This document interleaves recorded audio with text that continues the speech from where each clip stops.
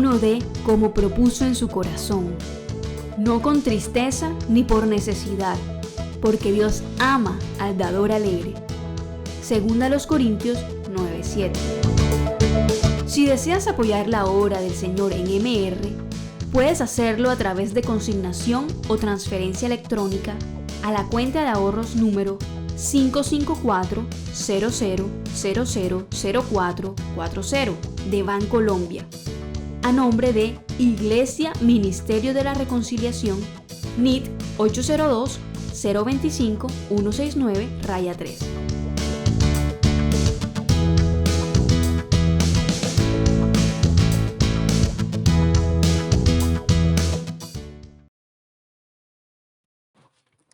La gracia, paz y misericordia de nuestro Señor Jesucristo sea con los santos y fieles, redimidos en la preciosa sangre de Jesús, derramada en el Gólgota, para darnos redención, perdón de nuestros pecados y concedernos en la gracia que es en Cristo Jesús, el ser justificados, de pasar de muerte a vida, de pasar de estar presos en delitos y pecado a poder disfrutar de las riquezas de la gracia y de la gloria de nuestro Señor y Salvador Jesucristo, al cual sea el honor, la gloria, la alabanza por los siglos de los siglos, el cual me honro predicar en esta hora del día, bendiciendo a todos nuestros amables seguidores de este canal de YouTube del Ministerio de la Reconciliación,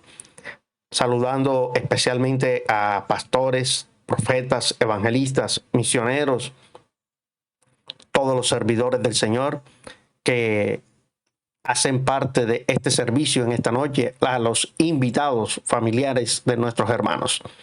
Quiero expresar mi gratitud a nuestros pastores Freddy Palma Gutiérrez y Silvia Díaz de Palma por concederme la gracia de poder ser un ministro más de nuestra hermosa congregación Ministerio de la Reconciliación.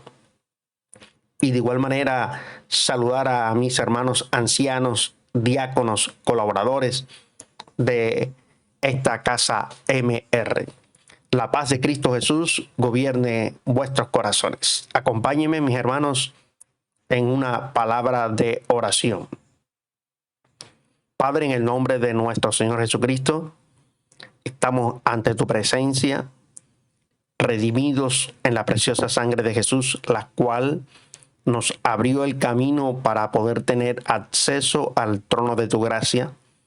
Esa sangre, la única que podía cambiar nuestra vida, nuestra condición de vil pecador a la condición de hijo de Dios.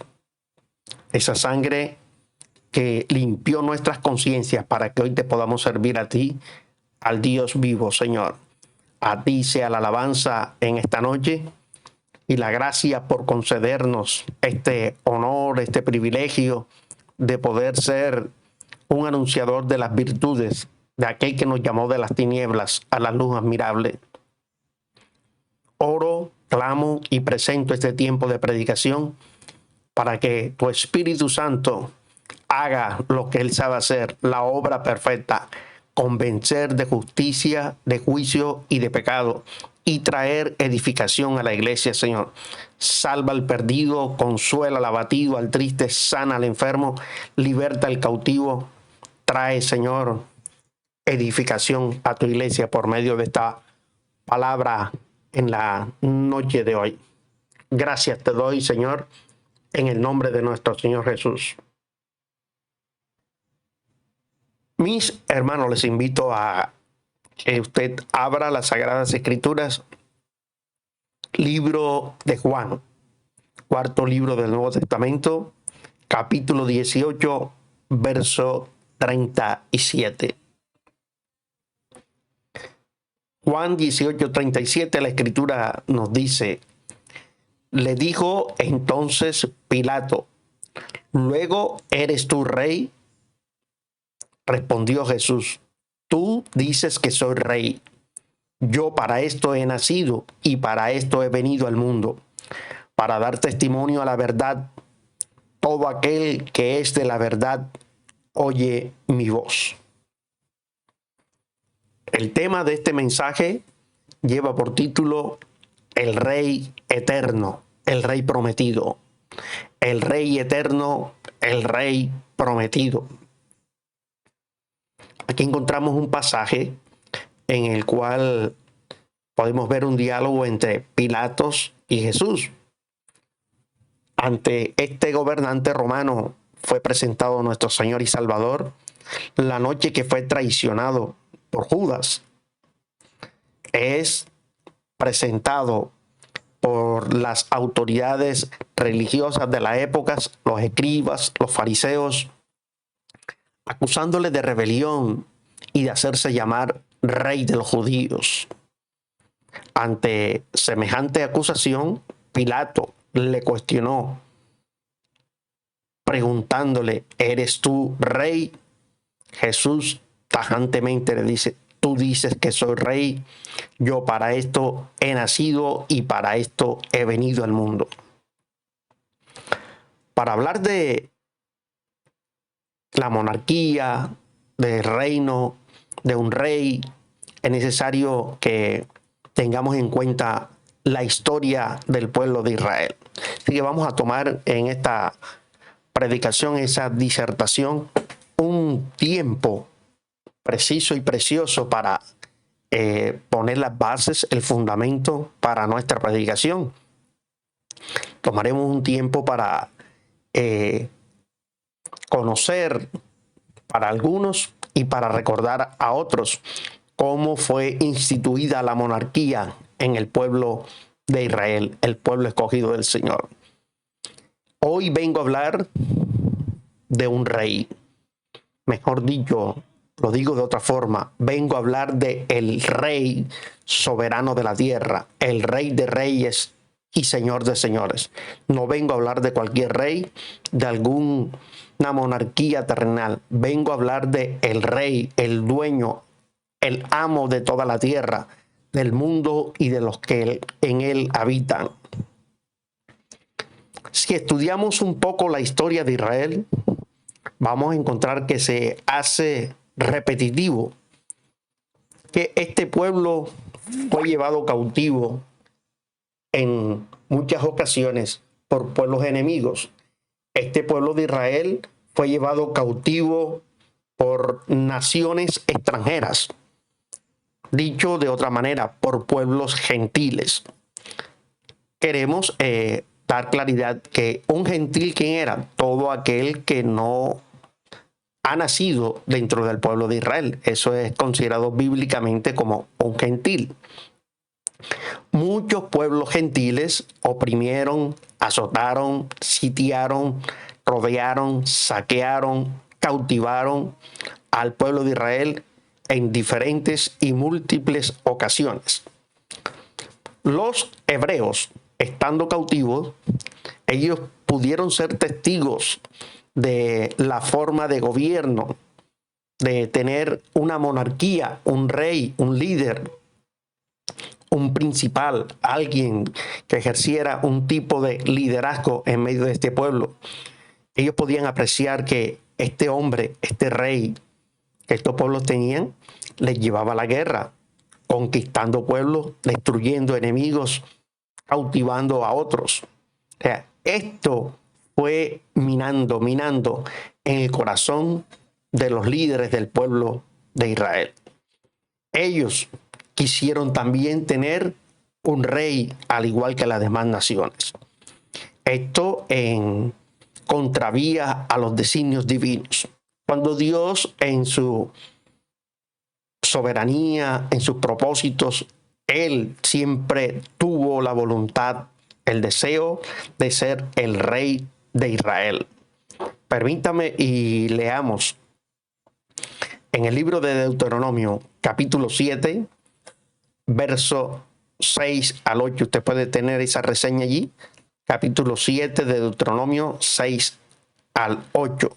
Pero voy a leer el verso 6 al que nos interesa en esta predicación. Dice así: porque tú eres pueblo, hablándole Dios a Israel, porque tú eres pueblo santo, escogido para el Señor tu Dios. El Señor tu Dios te ha escogido para hacerle un pueblo especial, más que todos los pueblos que están sobre la tierra. Ahí está el énfasis. Dios te ha escogido para ser un pueblo especial, más que sobre todos los demás pueblos que están sobre la tierra. El Señor deseaba en su corazón, su voluntad, sus planes eternos, ser el rey de Israel. Decía, yo gobernaré a Israel, yo estableceré un gobierno directo, yo estableceré un pacto con ustedes, donde yo los dirigiré, ustedes serán mi pueblo y yo seré su Dios. Hagamos una pausita aquí y nos adelantamos en la historia de Israel. Ahora pasemos un momento al tiempo, al libro de los jueces. De Deuteronomio pasamos al libro de los jueces. En el libro de los jueces acontece que la historia de Israel cambia después de haber conquistado el territorio de Canaán, bajo la guía, bajo el mando, bajo el liderazgo de un hombre que fue servidor de Moisés. Este hombre llamado Josué, en un periodo aproximado de 7 años y medio, conquistó el territorio de Canaán. Las 12 tribus tenían esta característica que conformaban Israel. Pelearon juntamente como si fuesen un solo hombre para derrotar a todos los enemigos que encontraron allí en el territorio de Canaán. Josué cumple lo prometido a cada tribu, divide el territorio de Canaán por porciones. A cada tribu se le asigna un territorio para que ellos establezcan su pueblo. Josué muere y la Biblia nos narra entonces en este libro de los jueces que se levantó una generación que no conocía al Señor, ni se acordaba, ni nadie les instruyó, nadie les enseñó de todo lo que Dios había hecho por mano de este líder llamado Josué. Ahora, esta unidad de 12 tribus unidas como un solo hombre que conquistaron y avasallaron a los cananeos, ahora se encuentran divididas, cada una batallando contra sus propios enemigos, pero sin el respaldo la una de la otra. Hicieron campañas militares independientemente, lo que hizo que estas tribus se debilitaran, llevándolas a un ciclo de cautiverios repetitivos. Y estando en cautiverio, clamaban al Señor, y Dios en su misericordia enviaba a lo que conocemos bíblicamente como un juez. Y este juez estaba encargado de administrar justicia, de liberar al pueblo del Señor de la opresión de los cautivadores. Entre ellos podemos encontrar a hombres como Tola, Yair, Gesté, Débora, Barak, Sansón, Gedeón, estos hombres que Dios utilizó como jueces. Pero en este periodo de los jueces hay algo que es bien llamativo. Usted puede encontrarlo ahí en el capítulo 17, versículo 6. Dice, en aquellos días no había rey en Israel. Cada uno hacía lo que bien le parecía. También puede tener esta referencia bíblica, capítulo 21, verso 25. Tenga en cuenta eso, lo que acabo de leer. En aquellos días no había rey en Israel y cada uno hacía lo que bien le parecía. Allá había abiertamente una anarquía. Dios quiso ser el rey y el pueblo quiso hacer su voluntad. La unidad facilitó el proceso de conquista. La independencia de las tribus les debilitó y los llevó al cautiverio. Dios los liberta por medio de los jueces, pero pasado el tiempo de los jueces, el pueblo que existía, el pueblo de Israel, pidió a Dios un rey para ser ellos iguales o semejantes a las demás naciones. El libro de los jueces, en el capítulo 2, verso 10, es importante que usted lo pueda registrar ahí en sus apuntes para que tenga la reseña y la base, el fundamento de esta predicación dice: y toda aquella generación también fue reunida a sus padres, o sea que murieron. Y se levantó después de ellos otra generación que no conoció al Señor ni la obra que él había hecho por Israel. Esto a mí me llama la atención y nos hace un llamado de alerta, un despertar. Lo importante que es dejar un legado a nuestra familia, lo importante que es enseñar la palabra del Señor. El pueblo de Israel se había olvidado de enseñar la ley del Señor a los hijos de sus hijos, escribirla en las puertas, en las paredes, como Dios le había establecido. Nunca hubo alguien que enseñara la ley al pueblo de Israel después de la muerte de Josué. Deuteronomio capítulo 6 del 1 al 10, especialmente el verso 4, un versículo bastante conocido para nosotros, dice: oye Israel, el Señor nuestro Dios, el Señor uno es. El verso 5 dice: llamarás al Señor tu Dios de todo tu corazón y de toda tu alma y con toda tu fuerza. Y estas palabras que yo te mando hoy estarán sobre tu corazón y las repetirás a tus hijos y hablarán de ellas cuando te levantes. La falta, la ausencia de esta enseñanza de los padres a los hijos y a los hijos de sus hijos trajo anarquía, trajo rebelión, trajo caos, trajo cautividad, trajo muerte y trajo tragedia al pueblo de Israel. O sea que estamos llamados a instruir a nuestros hijos en los principios y preceptos de la palabra del Señor, para que cuando ellos sean viejos nunca se aparten de el Señor. Qué bueno es poder saber que la palabra siempre nos está dando esta clase de consejo. Israel, por su pobreza espiritual, por su falta de comunión con el Señor, quiso ser como las demás naciones, cuando Dios la había llamado a ser un pueblo especial, un pueblo diferente. Israel quiso tener las costumbres paganas, idolátricas de estos pueblos, quiso tener un rey. Mire lo que dice este texto en primer libro de Samuel, capítulo 12, versículo 12. Primer libro de Samuel, capítulo 12, versículo 12, dice: no, sino que ha de reinar sobre nosotros un rey, siendo así que el Señor vuestro Dios era vuestro rey. Aquí en este capítulo del primer libro de Samuel, capítulo 12, el pueblo se presenta ante un hombre llamado Samuel. Este hombre que nace de forma milagrosa porque su madre Ana era estéril, clama al Señor, Ana gimiendo, y Dios le concede la dicha de ser madre y le da a Samuel, y ella lo consagra al Señor. El nombre de Samuel significa pedido al Señor. Ana entonces lo consagra al Señor y lo entrega al sacerdote Elí, el que ministraba en el templo, para que recibiera las instrucciones y aprendiese a cómo servirle al Señor, ahí desde la función sacerdotal. Dentro de la voluntad del Señor estaba el ser rey de Israel, el ser el rey de su pueblo.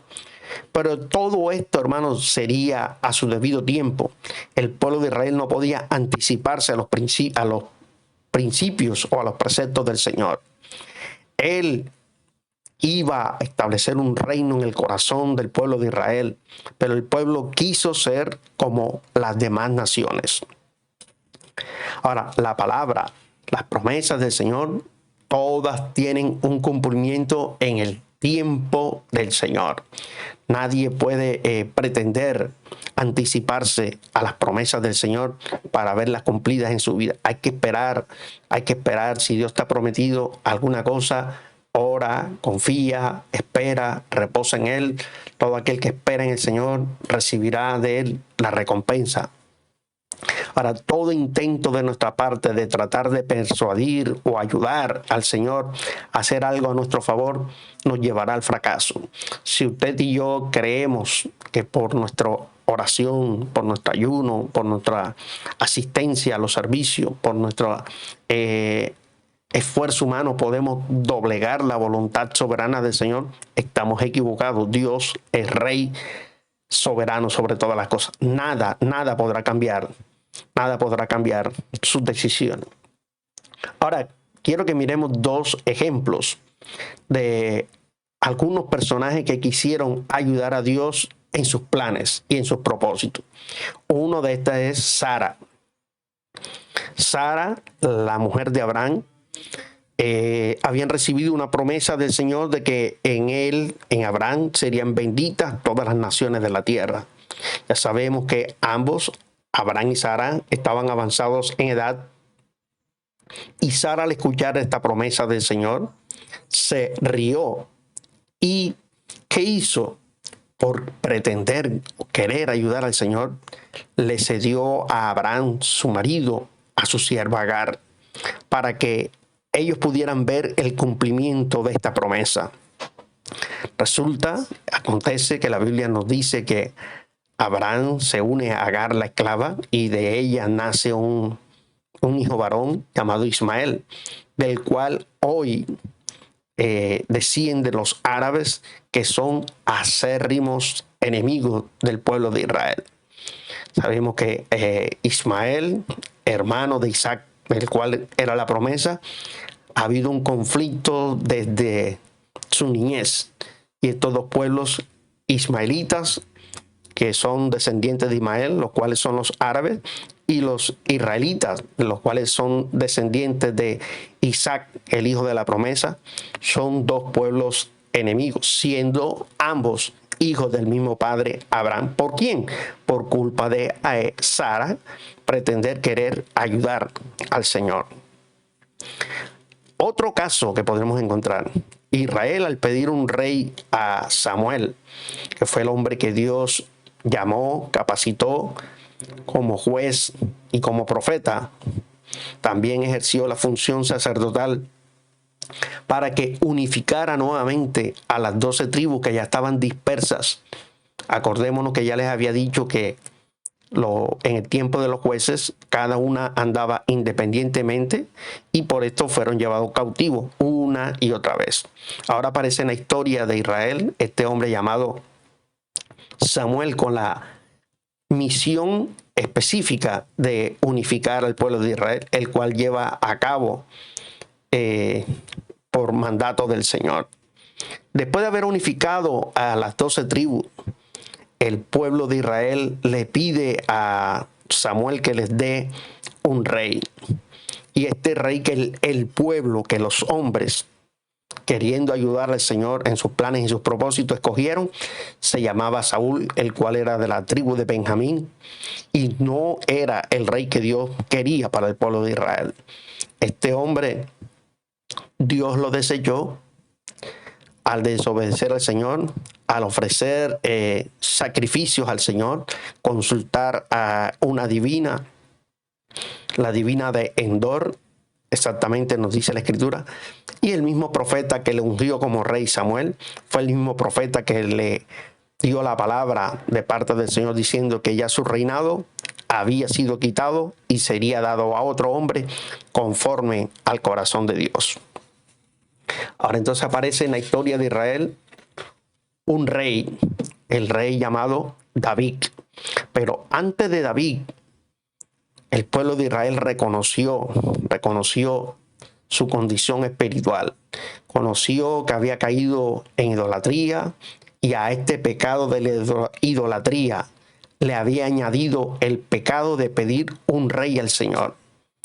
Primer libro de Samuel, capítulo 12, versículo 19, dice: porque a todos nuestros pecados hemos añadido este mal de pedir rey para nosotros.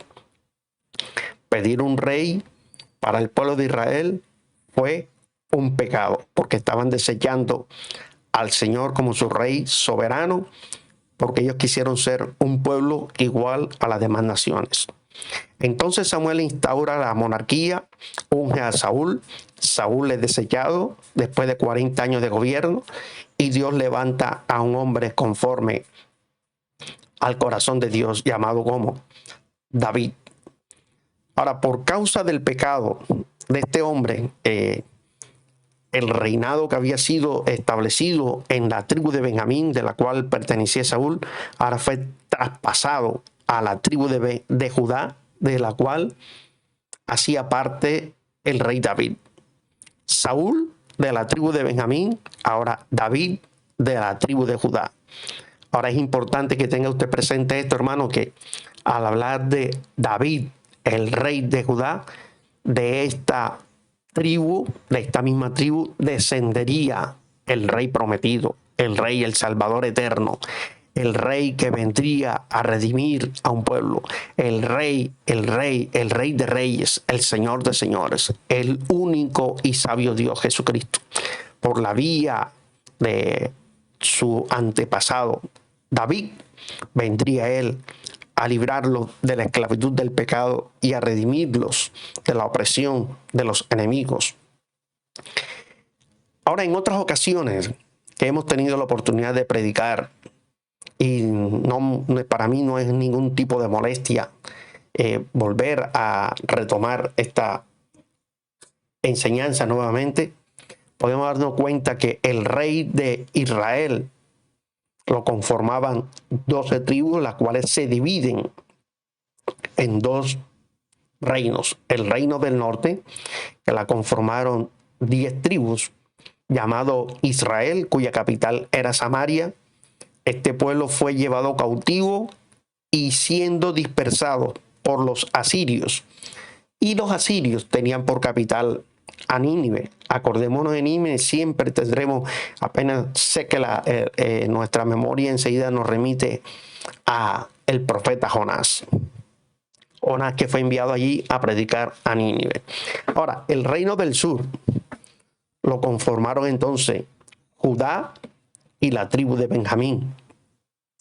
Y este reino tenía por capital Jerusalén y fue llevada cautiva por el imperio babilónico a manos de su líder Nabucodonosor. Estos hombres del reino del sur se habían dado las espaldas al Señor, cayeron en la idolatría, siendo desagradecidos con el Señor, y Dios permitió que un pueblo impío y pecador se levantase en contra de ellos y les oprimiese por un periodo de 70 años exactos. Si usted dedica un tiempo prudencial con oración a la lectura de la palabra, especialmente en el libro de Jeremías, podrá encontrar allí las múltiples ocasiones en que este instrumento del Señor amonestó a los reyes de la época para que obedeciesen al Señor, y Dios de esta manera, viendo si había un arrepentimiento sincero en el pueblo de Judá, poder librarlos a ellos de la opresión de Babilonia. Pero no fue así. Dios permitió que cayeran en cautiverio, pero también les dio una promesa de restauración. Permitió el cautiverio, pero les dio promesa de restauración. Ahora, quiero que tengamos este dato que es bien importante. Israel solamente fue gobernada por 3 hombres cuando ellos estuvieron unidos. Fueron Saúl, David y su hijo Salomón. Después de la muerte de Salomón, el pueblo de Israel se divide en 2 reinos, el del norte y del sur. Ya lo hemos dicho, pero Dios en su gracia, en su misericordia, había puesto por rey en Israel a un hombre que él llama un hombre conforme al corazón de Dios. A este hombre al que hemos identificado como el dulce cantor de Israel, el autor de muchísimos de los himnos y de los salmos que encontramos en el libro de los salmos, le dio una promesa. Y ahí vamos entrando ya en materia para aterrizar a la enseñanza del día de hoy. Todo esto es un preámbulo, hermano, para que podamos entender por qué es importante que entendamos nosotros el mensaje del reino de Dios. Este es el mensaje central que ha caracterizado al Ministerio de la Reconciliación por más de 20 años. Se ha predicado, se ha anunciado el mensaje del reino de Dios. Al terminar la escritura, el tomo de las escrituras del Antiguo Testamento en el libro de Malaquías y la aparición de Mateo en el Nuevo Testamento, encontramos a un hombre llamado Juan el Bautista que irrumpe en la historia de Israel con un mensaje y un llamado al arrepentimiento, diciendo y anunciando: arrepentidos porque el reino de los cielos se ha acercado. Ese rey prometido, comienza Juan, el precursor, el que iba a preparar el camino, comienza a anunciar la venida de ese rey prometido. Ahora, Dios le dio a David una promesa.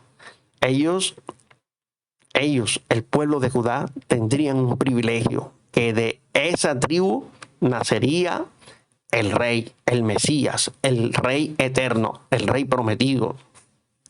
Y Dios hizo un pacto con David, lo cual sería llamado el pacto davídico, en el cual Dios le promete a David que de su familia, de su casa, de su descendencia, de su parentela, habría un rey perpetuamente sobre el trono de Israel.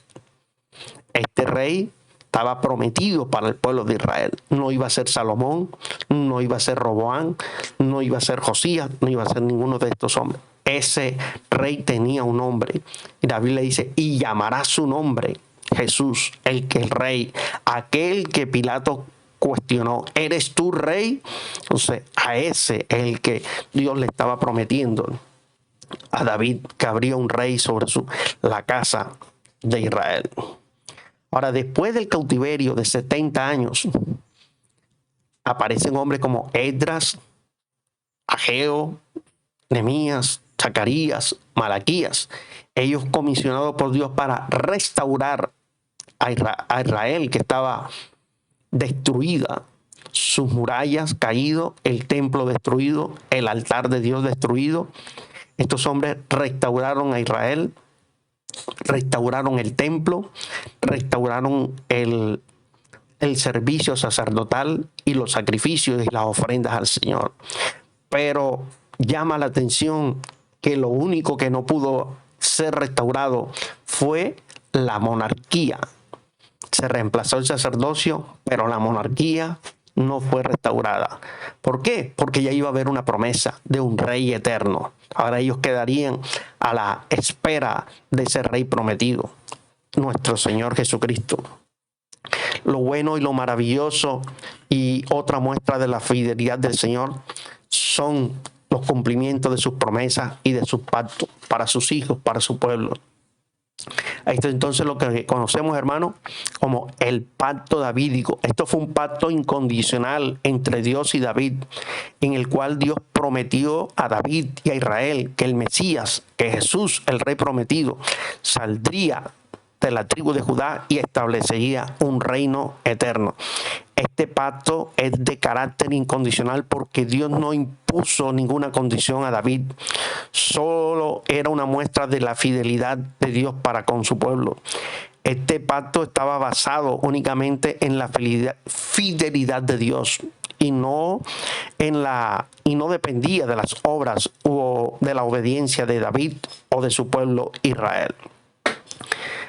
En el segundo libro de Samuel, capítulo 7, versículo 13, escríbalo ahí en sus apuntes, dice: será afirmada tu casa y tu reino para siempre delante de tu rostro, y tu trono será estable eternamente. Cualquiera que lea esto, entonces podría decir: pero ¿cuál trono? será estable si David murió? ¿Cuál será firmada tu casa si su reino fue dividido? Pero no estaba hablando ni de David, lo repito, ni de Salomón, ni de Roboam. Esta era una palabra profética que estaba hablando de el Mesías, el Salvador. Ahora encontramos en el segundo libro de Crónicas, capítulo 6, verso 16, cuando el rey Salomón hace una oración de dedicación del templo cuando éste ha sido edificado.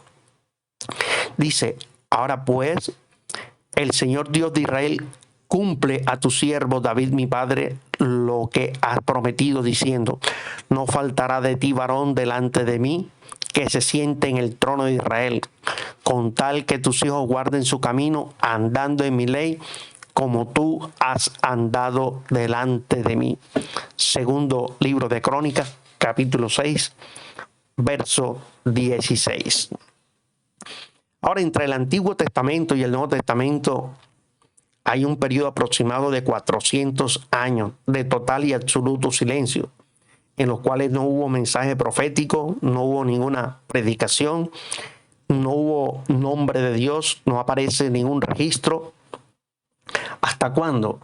Hasta cuando encontramos ahí en el texto sagrado, en el libro de Mateo, que hay unos reyes de Oriente que vienen preguntando: ¿dónde está el rey que ha nacido? Qué maravilloso, la promesa del Señor, el cumplimiento de su promesa. Los reyes de Oriente vienen preguntando. Vamos a leerlo. Mateo capítulo 2, verso 2 dice: diciendo: ¿dónde está el rey de los judíos que ha nacido? Porque su estrella hemos visto en Oriente y hemos venido a adorarle. Verso 3. Oyendo esto, el rey Herodes se turbó y toda Jerusalén con él. Me llama la atención esto. Herodes se turbó. Claro, él sintió en lo profundo de su corazón que el verdadero, el original, el único, el rey de reyes, el Señor de señores, el que merecía estar en el trono del corazón de todos los hombres, había nacido, que esto iba a conmocionar a toda la humanidad de aquel entonces. Pero lo que me llama la atención es que Jerusalén también se turbó con él.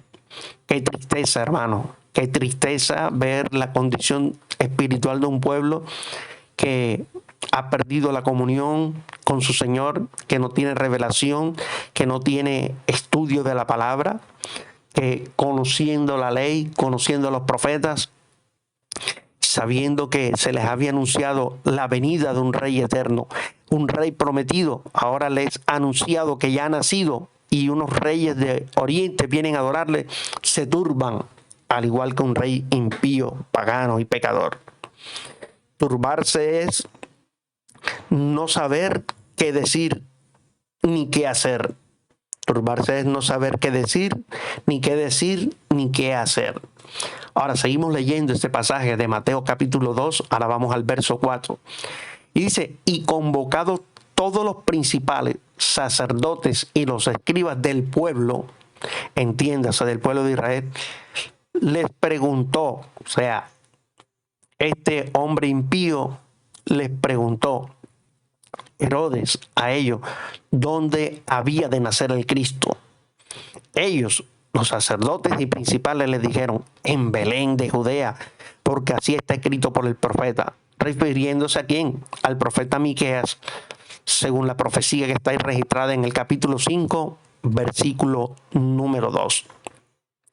Ahora en el capítulo 7 de Mateo, verso 41 dice: otros decían, este es el Cristo, pero algunos decían, ¿de Galilea ha de venir el Cristo? El verso 42 dice: ¿no dice la Escritura que del linaje de David y de la aldea de Belén, de donde era David, ha de venir el Cristo?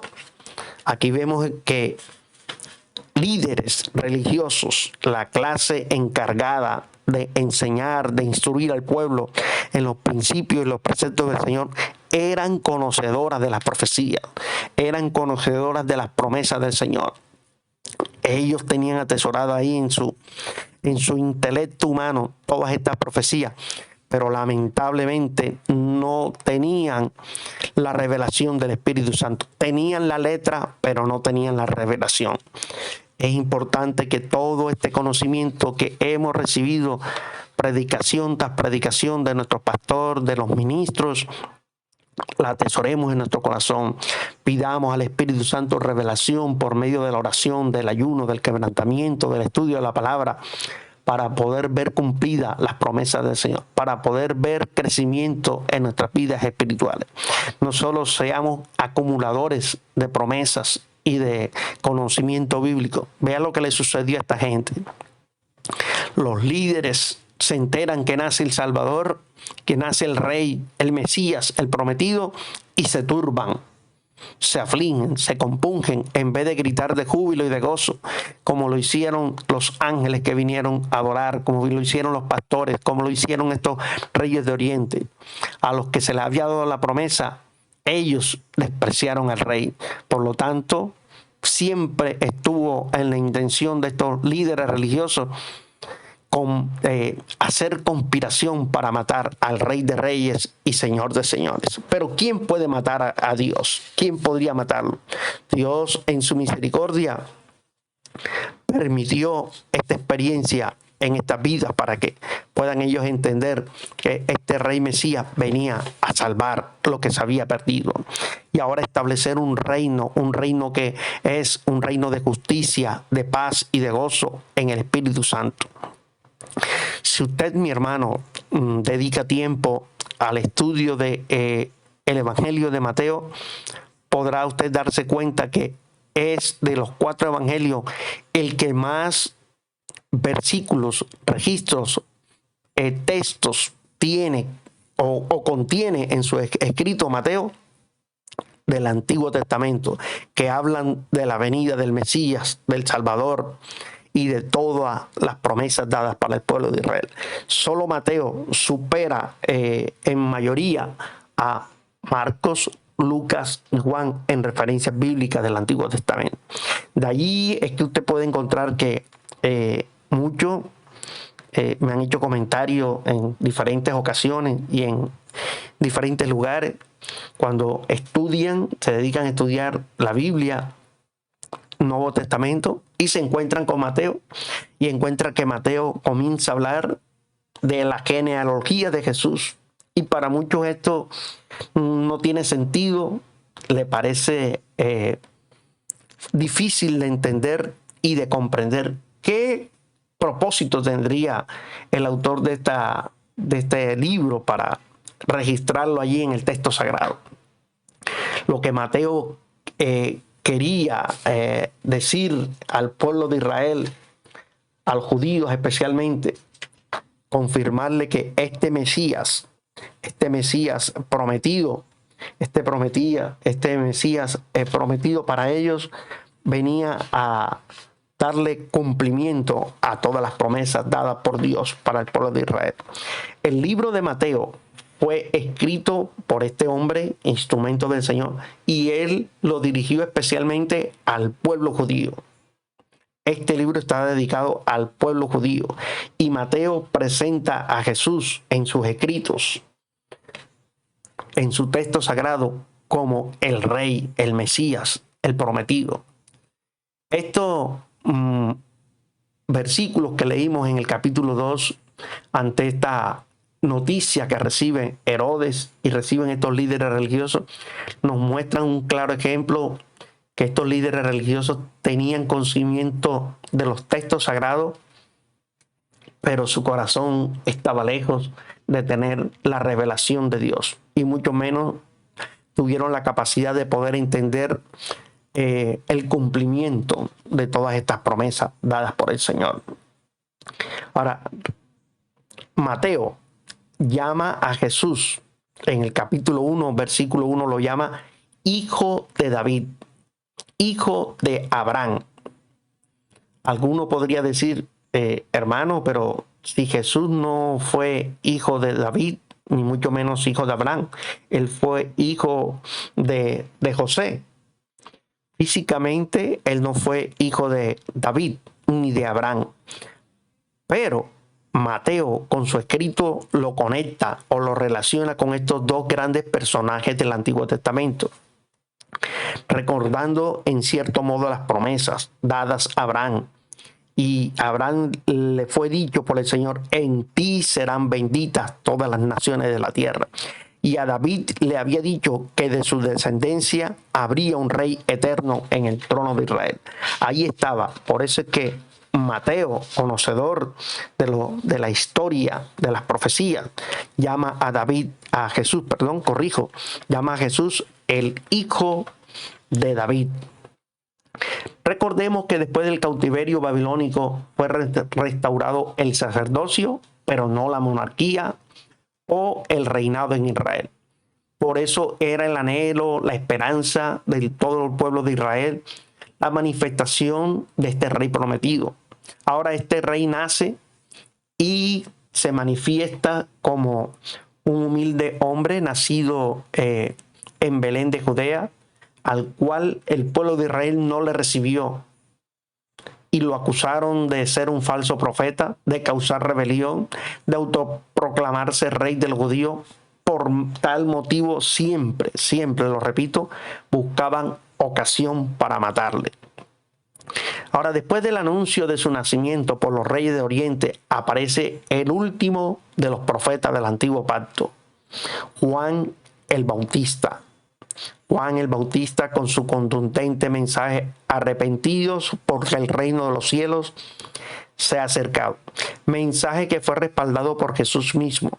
Capítulo 4, versículo 7. Dice: desde entonces comenzó Jesús a predicar y a decir: arrepentidos porque el reino de los cielos se ha acercado. Mateo se esfuerza en su libro en confirmar que Jesús es el rey de este reino, un reino de justicia y de paz y de gozo en el Espíritu, y que además que Jesús era del linaje de David y que en él estaban cumplidas todas las promesas mesiánicas. Ahora, referente a este pacto davídico, podemos analizar 4 palabras que ahí encontramos. Permítame y téngame un poquito de paciencia. Segundo libro de Samuel, capítulo 7, versículo 13. Dice: será afirmada tu casa y tu reino para siempre delante de tu rostro, y tu trono será estable eternamente. Ten en cuenta esta palabra: tu casa, tu reino, tu trono, eternamente. Estas 4 palabras. Ahora, casa se está refiriendo a su familia, a su tribu, a su dinastía, al linaje de David, o sea, a la tribu de Judá. Reino, que era el gobierno de un rey. Eso nos lo ha enseñado nuestro pastor, que un reino es un gobierno de un rey. Su trono está haciendo énfasis a la autoridad del gobierno de un rey. Eternamente nos está hablando del carácter eterno, incondicional de las promesas hechas a David. Un rey eterno, un rey que no tiene principio de días, porque él no fue creado, él ha existido por siempre, y todo lo que vemos, toda la materia, los animales, toda la naturaleza fue creado por él y para gloria de él. Actualmente el trono o el lugar del gobierno de Dios es el corazón de la iglesia. Ahora no es un trono físico allí en un palacio gubernamental, sino el corazón de los redimidos, de los santos, lavados en la preciosa sangre de Jesús, donde Él ha establecido un régimen nuevo. Acordémonos que la palabra del Señor, cuando nos habla de régimen nuevo, nos está hablando de gobierno nuevo, el gobierno del Espíritu al cual estamos llamados a vivir y andar. Acordémonos de estas últimas predicaciones de nuestro pastor, de lo que es saber vivir en el Espíritu, dividiendo nuestra naturaleza, la naturaleza carnal a la cruz y la nueva naturaleza, para que disfrutemos en ella toda la riqueza de la gloria del Señor, la riqueza de su gracia, de su bondad y de su misericordia. Este régimen nuevo es un régimen basado en el espíritu de andar conforme a la perfecta voluntad del Señor. Ahora, Jesús le dijo a Pilatos cuando estaba delante de él. Mi reino no es de este mundo. Juan capítulo 18, verso 36. Ahora, todo reino, preste atención a esto, todo reino debe tener básicamente estos elementos. ¿Cuáles son estos elementos que debe tener todo reino? Un territorio. Un territorio. Un territorio donde un rey pueda reinar.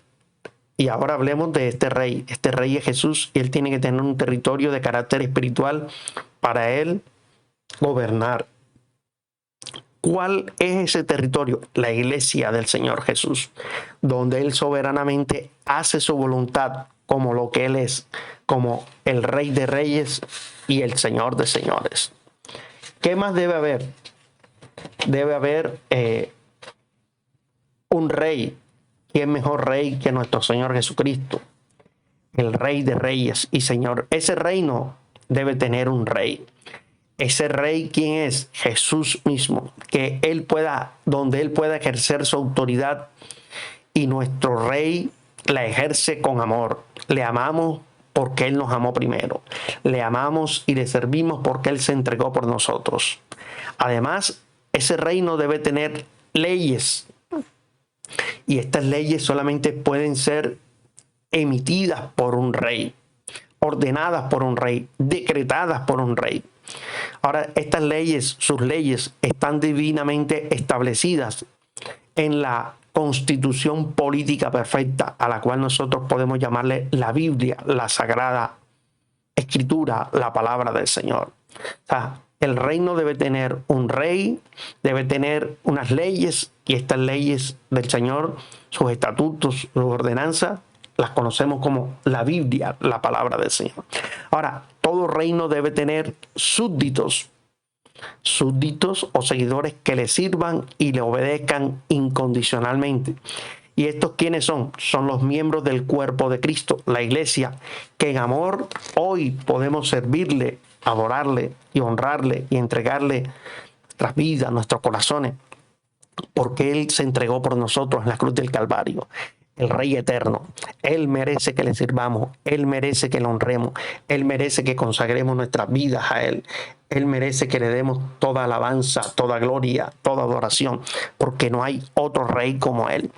El Rey, el Mesías, el prometido está en medio nuestro, y él te dice: arrepentidos de todos vuestros pecados, para que vengan para ti tiempos de refrigerio. Amigo que has estado escuchando esta predicación, este reino no es un reino material, no es un reino tangible que tú lo puedas buscar en los mapamundi o utilizando las herramientas tecnológicas como el Google Maps para ver dónde está este reino. Este reino puede ser establecido en tu corazón, en tu mente. Y Dios promete a todo aquel que se acerca a él que no le echará fuera, porque él ha venido a buscar lo que se había perdido. Él vino a cumplir eso.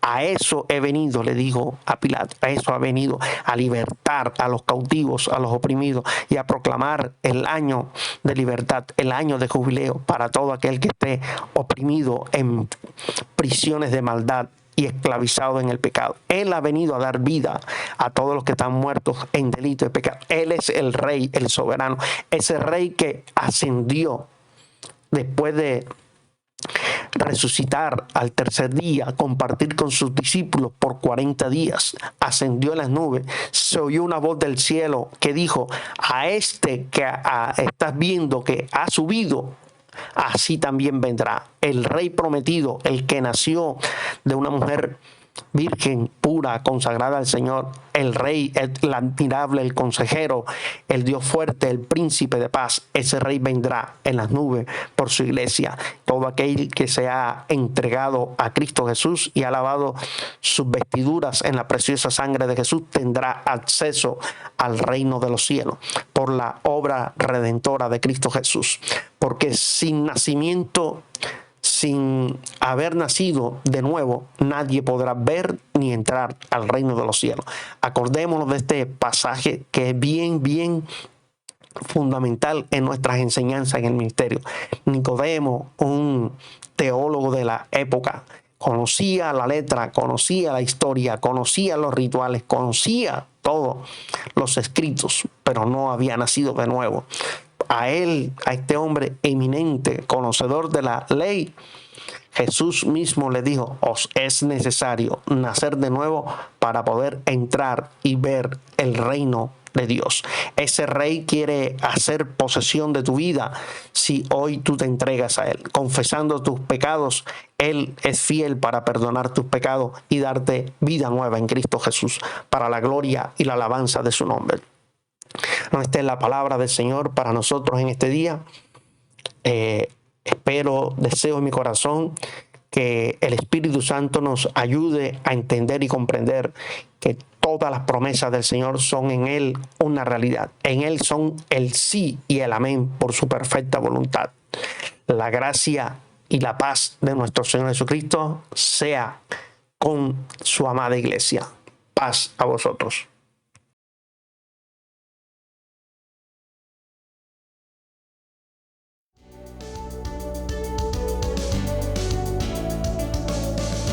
Esperamos en el Señor que esta transmisión haya sido de edificación para tu vida. No olvides suscribirte y seguirnos en nuestras redes sociales. Te esperamos en una nueva ocasión. Iglesia, Ministerio de la Reconciliación, llenando la tierra del conocimiento de la gracia de Dios.